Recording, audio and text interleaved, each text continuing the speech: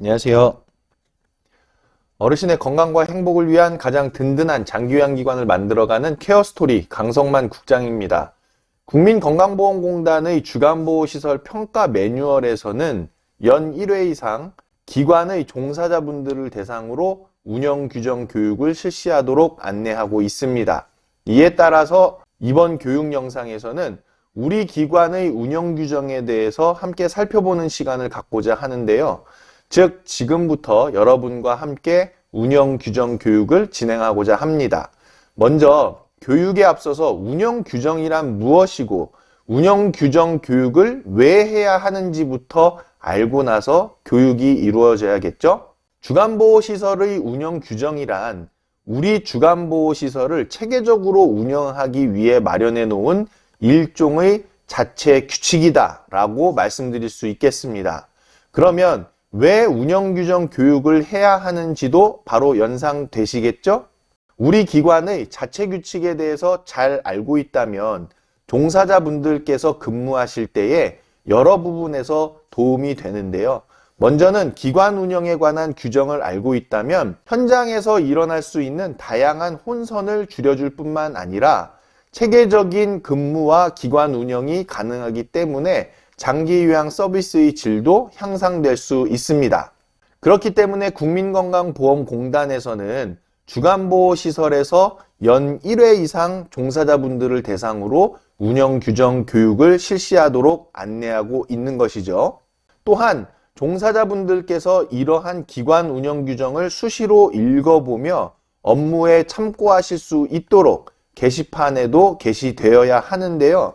무엇보다 우리 기관의 운영규정이 법적 기준을 충족하면서 기관 운영의 많은 노하우를 담고 있는가가 중요할 것 같습니다.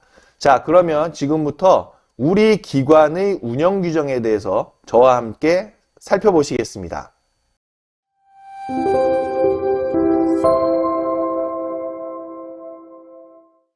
자, 보시는 화면이 운영규정 첫 페이지의 표지입니다.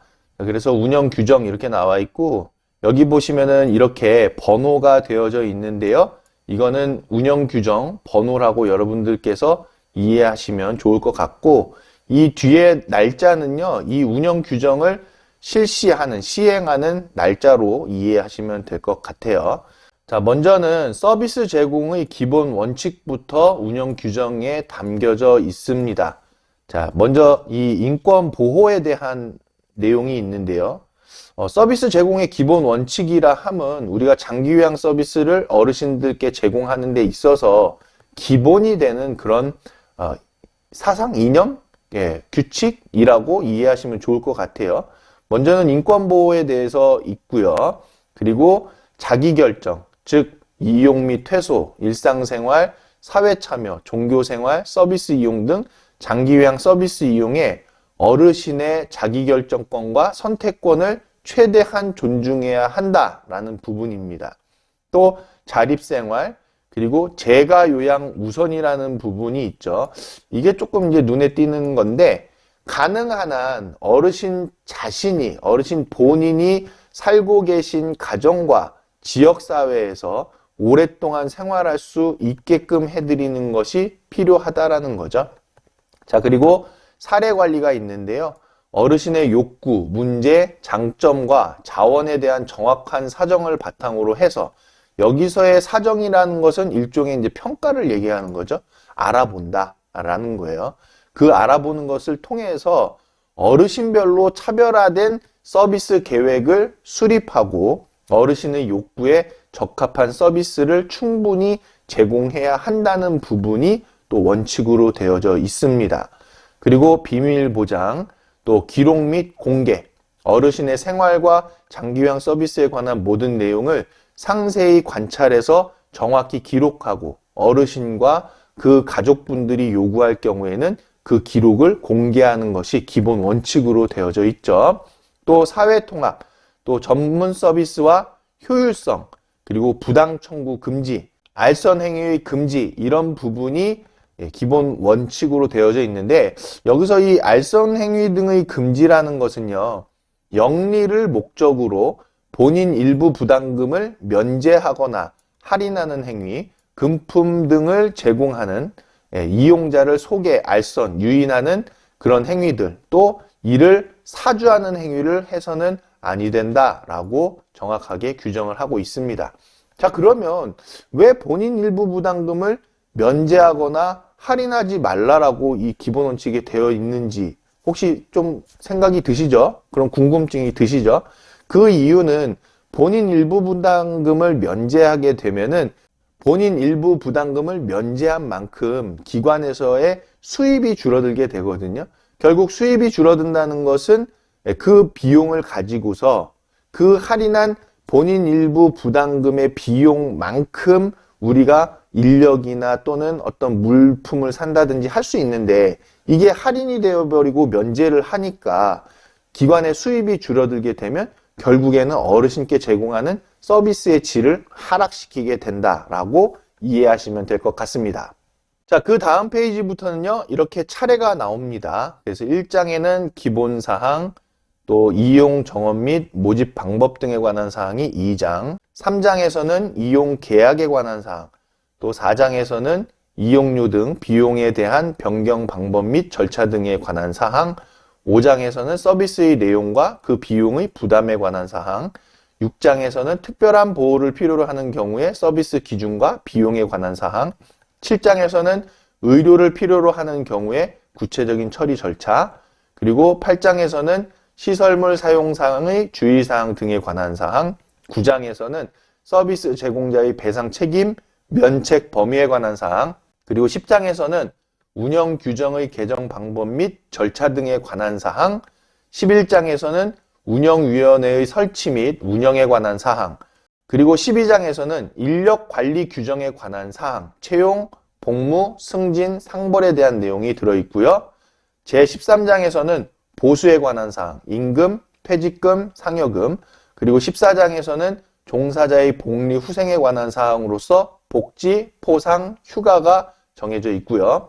그리고 15장에서는 안전과 보건에 관한 사항, 제16장에서는 이용자 고충 처리 절차에 관한 사항, 그리고 17장에서는 조직, 18장은 인사, 19장은 재무회계, 그리고 20장에서 물품, 21장에서 감사, 22장에서는 문서관리, 그리고 23장에서는 평가, 그리고 24장에서는 업무 분장, 25장에서는 개인정보 보호, 그리고 나서는 마지막에 부칙까지 이렇게 해서 60페이지가 넘는 내용으로 구성되어져 있는데요. 이번 시간에 이 60페이지 이상 되는 70페이지 넘어가는 이런 내용을 다 우리가 일일이 확인하기에는 좀 어려우니까 중요한 부분들만 짚어서 확인하도록 하겠습니다.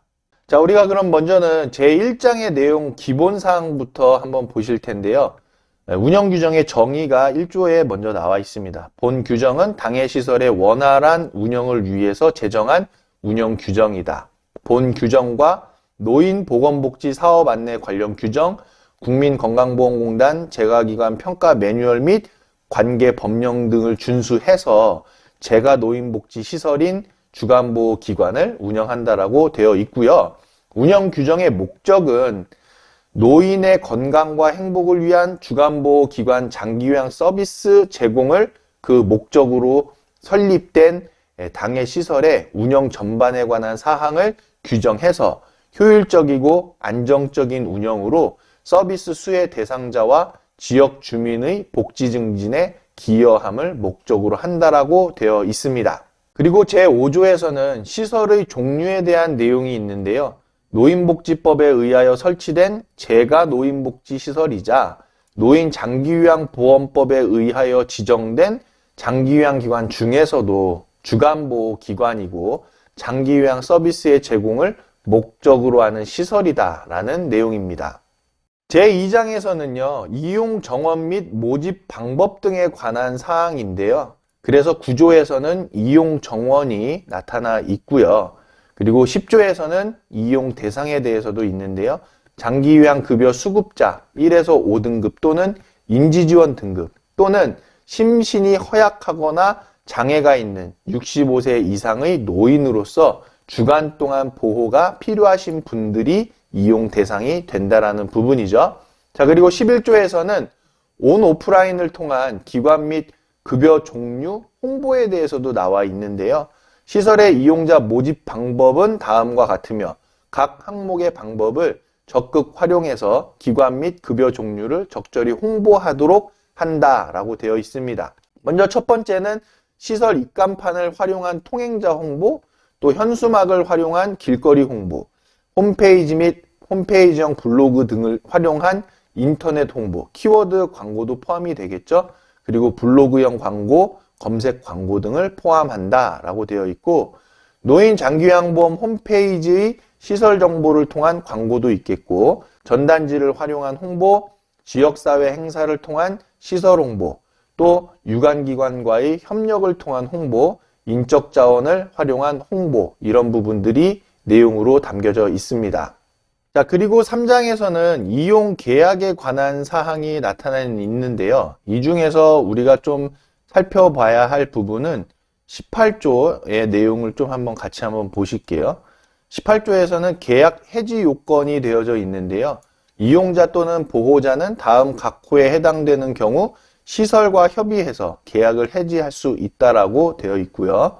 계약 기간이 만료된 경우, 또 주간보호기관 급여 범위에 해당하는 적절한 서비스를 제공받지 못한 경우, 시설 종사자로부터 학대를 당했거나 시설의 다른 이용자로부터 폭행이나 학대를 당한 경우에 해지를 할 수 있는 부분이고요.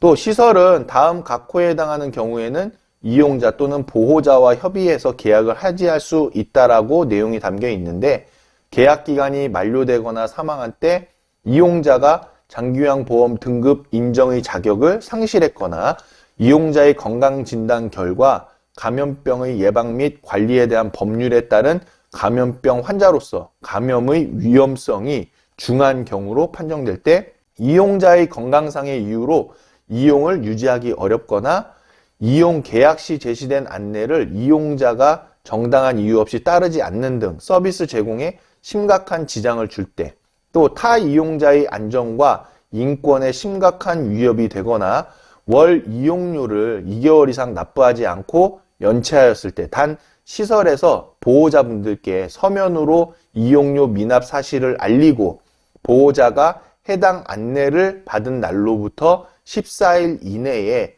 연체한 이용료를 납부하지 않았을 경우, 이런 부분들로 계약 해지의 내용이 담겨져 있습니다. 자, 쭉 내려가서 8장의 내용을 좀 보실 텐데요. 시설물 사용상의 주의사항 등에 관한 사항이 되어 있는데, 제29조에서 시설물 사용상의 주의사항이라고 해서 이용자가 비품 또는 기물을 고의 또는 과실로 파손, 훼손한 때에는 이의 없이 이를 변상한다라고 되어 있고요. 시설물 사용에 있어서 본인 부주의로 인하여 일어난 과실에 대해서 시설은 일체의 책임을 지지 않는다. 단 전문인 배상 책임보험으로 보장이 가능한 사항은 해당 보험으로 보상한다라고 되어 있고요. 시설 종사자는 시설물 관리 소홀과 위험물 방치로 일어날 수 있는 시설물 안전사고를 사전에 예방하도록 시설물 관리에 철저를 기한다라고 내용이 담겨 있습니다. 9장에서는요, 서비스 제공자의 배상 책임과 면책 범위에 관한 사항이 담겨 있는데요. 30조에서 서비스 제공자의 배상 책임 및 면책 범위가 있는데, 내용을 보시면 다음 각 호에 해당하는 경우 이용자에게 배상한다고 되어져 있죠. 먼저는 시설 종사자의 고의나 과실로 인해서 이용자를 부상케 하거나 사망에 이르게 하였을 때, 또 상한 음식을 제공하였거나 약을 잘못 투약해서 이용자의 건강을 상하게 하거나 사망에 이르게 하였을 때, 또 세 번째는 시설의 장비 또는 시설 관리가 부실해서 이용자를 부상케 하거나 사망에 이르게 하였을 때, 그리고 네 번째는 노인학대로 인하여 이용자의 건강 상태가 악화되거나 사망에 이르게 되었을 때입니다. 자, 그리고 이용자는 배상을 요구할 수 없는 경우들이 내용에 담겨 있는데요. 먼저는 시설 내에서 자연 사망했거나 시설의 종사자가 선량한 주의 의무를 다했음에도 불구하고 이용자가 임의로 외출해서 상해를 당했거나 사망하였을 때, 그리고 이용자가 천재지변으로 인해서 상해를 당했거나 사망하였을 때, 또 네 번째로는 이용자 본인의 고의 또는 중과실로 인해서 상해를 당했거나 사망하였을 때입니다. 31조에서는 그래서 전문인 배상 책임 보험 및 화재보험 가입에 대해서 안내가 담겨 있는데요. 다음의 가입 기준에 따라서 종사자가 이용자를 돌보는 과정에서 발생할 수 있는 각종 사고에 대비한 배상 책임 보험을 가입해야 하고, 화재 등 재난 상황에 대비해서 화재보험을 가입하여야 한다라고 내용이 담겨 있는데요. 첫 번째로는 배상 책임 보험은 당해 시설에 입소 중인 입소자 전원과 급여를 제공하는 종사자인 요양보호사, 사회복지사, 간호조무사, 물리작업치료사 등 인력 전원에 대해서 장기 요양 급여 제공 기준 및 급여 비용 산정 방법 등에 관한 고시가 있어요. 이 고시에 적합한 상품에 가입하여야 하며 가입 기간이 유효하여야 한다라고 되어 있습니다. 또 화재보험에 가입하여야 하며 가입 기간이 유효하여야 한다. 그리고 가입한 배상책임 보험 및 화재보험의 증권 사본을 시설 내에 게시하고 이용자의 시설 이용에 필요한 정보로서 상시 제공한다라고 내용이 담겨 있습니다. 10장에서는요, 운영 규정의 개정 방법 및 절차 등에 관한 사항인데요. 32조에서 운영 규정의 개정 방법과 그 내용에 대한 내용이 이제 담겨 있습니다. 먼저 이 운영 규정 바꿀 수 있죠. 바꿀 수 있는데 그 절차와 방법이 있다라는 것인데요. 대표자님과 시설장님께서 판단하에 이 내용들을 수정하고 개정하는데, 물론 이제 대표자님의 승인이 필요한 부분이죠. 그리고 이 운영 규정을 개정했을 때에는 운영위원회에다가 보고를 해서 심의를 거치는 과정이다라고 여러분들께서 알아두시면 될 것 같아요. 12장에서는요, 인력관리 규정에 관한 사항이 나타나 있는데요. 먼저 40조에서는 종사자의 배치로서 노인복지법에 따라서 종사자가 배치된다라는 내용이고, 대표자와 근로계약을 하게끔 되어 있다. 그리고 41조에서는 종사자의 자격 기준으로서 각각 직종별로 자격이 꼭 있어야 되겠죠? 예를 들어서 간호조무사 선생님을 채용을 하는데 간호조무사 자격증이 반드시 필요하겠잖아요. 이런 부분으로 내용이 담겨 있고요. 종사자 임용에 있어서 필요한 서류들, 이력서 또는 자기소개서, 그리고 성범죄 및 노인학대 범죄 경력 조회 동의서, 또 자격증 사본, 그리고 채용건강진단서와 지금은 코로나 때문에요. 코로나19 등 감염병 검사 결과서가 또 필요하겠죠. 그리고 종사자 채용건강진단 결과 채용이 될 수 없는 질환에 대한 부분도 하단에 내용들이 나타나 있습니다. 그리고 신규로 임용된 종사자분들은 이용자에게 급여를 제공하기 전에 이용자의 보호 및 업무 능력 향상을 위해서 신규 종사자 교육 및 인계 인수를 실시해야 되고요. 신규 종사자 교육 및 인계 인수는 다음의 사항을 필수로 포함하여야 한다라고 내용이 되어 있죠. 먼저는 이용자별 건강 상태, 급여 제공 지침, 운영 규정, 그리고 비상연락망 및 비상연락 체계, 시설 현황, 소방안전 교육, 위생 교육, 업무 분장, 그리고 응급상황 대처법과 인수인계로서 수급자 건강상태, 가정 및 생활환경 특이사항 등의 내용으로 되어져 있습니다. 46조에서는요, 종사자의 의무가 되어져 있는데요. 시설의 종사자는 다음 각호의 의무를 가진다 해서 성실과 협력의 의무, 종사자는 관계 법령과 재규정을 준수하고 상사의 직무상 명령과 지시에 따르며 맡은 바 직무를 성실히 수행하고 동료 종사자와는 유연한 협력관계를 형성한다라는 부분이죠. 그리고 친절과 봉사의 의무가 있는데요. 종사자는 이용자에게 친절하고 예절과 규율을 존중하며 시설의 명예를 손상시키지 않는다. 세 번째로는 비밀 유지의 의무인데 재직 중은 물론 퇴직 후에도 담당한 직무의 비밀과 업무상 취득한 기밀을 누설하지 않는다라고 되어 있습니다. 그리고 네 번째로는 신고의 의무가 있는데 이용자 및 종사자의 인권에 치명적인 침해가 발생하는 것을 발견한 즉시 노인보호전문센터 등 관계기관에 신고한다. 또한 시설에서 횡령, 부당청구 등 위법 실태를 알게 된 경우 국민건강보험공단 또는 지자체에 즉시 신고하여 알린다라고 내용이 담겨 있습니다. 그리고 제47조에서는 종사자의 고충 처리 절차 운영을 하도록 내용이 담겨 있어서 직장 내 괴롭힘이나 직장 내 성희롱 등 종사자의 복무에 있어 발생하는 다양한 고충을 해소할 수 있도록 시설의 장은 대표자의 승인을 거쳐서 시설 내 종사자 고충 처리 절차를 마련하여 운영하도록 되어 있고요. 제48조에서는 직장 내 괴롭힘 예방 및 금지에 대한 내용이 담겨 있습니다. 쭉 내려와서 16장의 내용에서는요, 이용자 고충 처리 절차에 관한 사항이 되어 있는데요. 72조에서 이용자 고충 처리 절차라고 해서 이용자에게 보다 나은 서비스 제공을 하기 위해 다음과 같이 이용자의 고충을 처리하는 절차를 둔다. 먼저 첫 번째로는 전화, 방문, 팩스, 인터넷, 건의함 등으로 이용자 또는 보호자의 불만 및 고충 접수, 두 번째는 불만 및 고충의 내용에 관한 검토, 세 번째로는 문제를 해결하고, 네 번째로는 결과를 통보하고, 다섯 번째로는 개선 활동을 하고, 여섯 번째로는 1항부터 5항까지의 고충 처리 결과를 시설 운영에 반영하고요. 개선 활동에 관한 내용을 운영위원회에 보고하고 심의하도록 내용이 담겨 있습니다.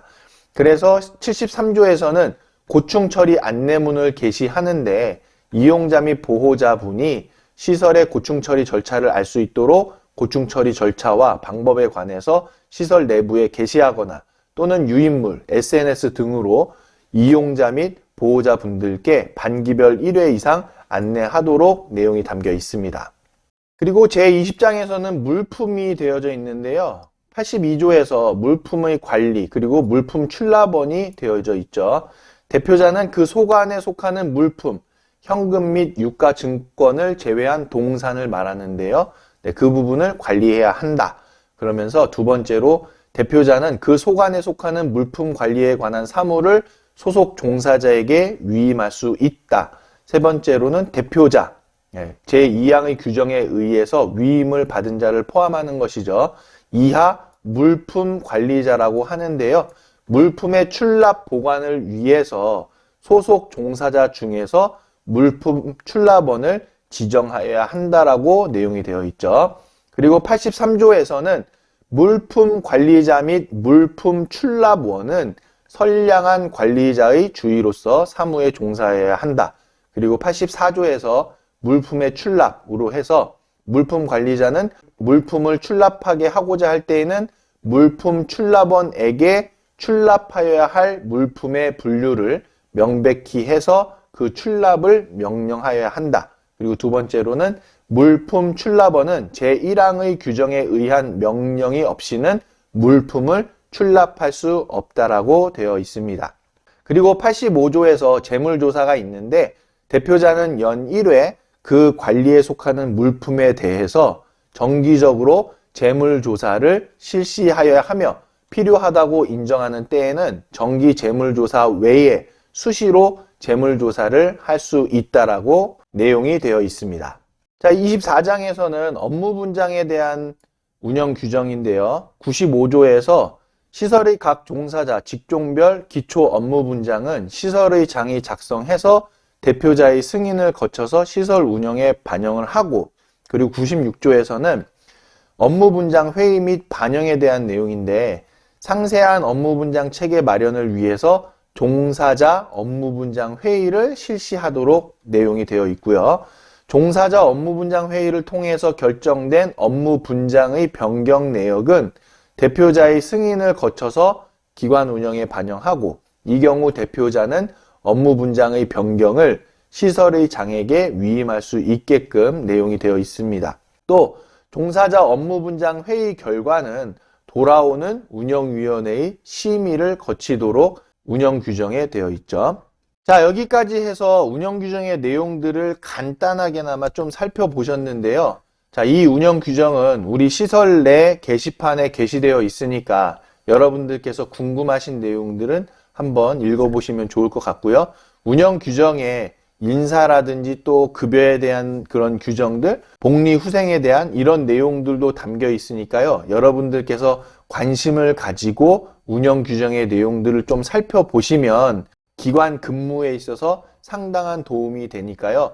그냥 운영 규정 게시되어 있는 거 그냥 보고 지나치지 마시고 시간이 되실 때 꼭 한 번씩 읽어보실 것을 권장드리겠습니다. 아울러서 시설의 관리자분들께서는요, 이 운영 규정이 우리 기관 운영의 내용들을 실제적으로 담고 있어야 하기 때문에 운영 규정의 내용들을 면밀히 검토하셔서 혹시라도 우리 기관하고 맞지 않는 이런 운영 규정의 내용들은 개정하실 필요가 있으니까요. 그때에는 그 내용들에 대해서 개정된 내용을 작성하셔서 다시금 운영 규정을 반영할 수 있도록 조치하시기를 부탁드리겠습니다. 자, 그러면 여기까지 해서 운영 규정 교육을 마치도록 하고 궁금하신 내용은 전화, 문자 등으로 연락 주시면 지원해 드리도록 하겠습니다. 감사합니다.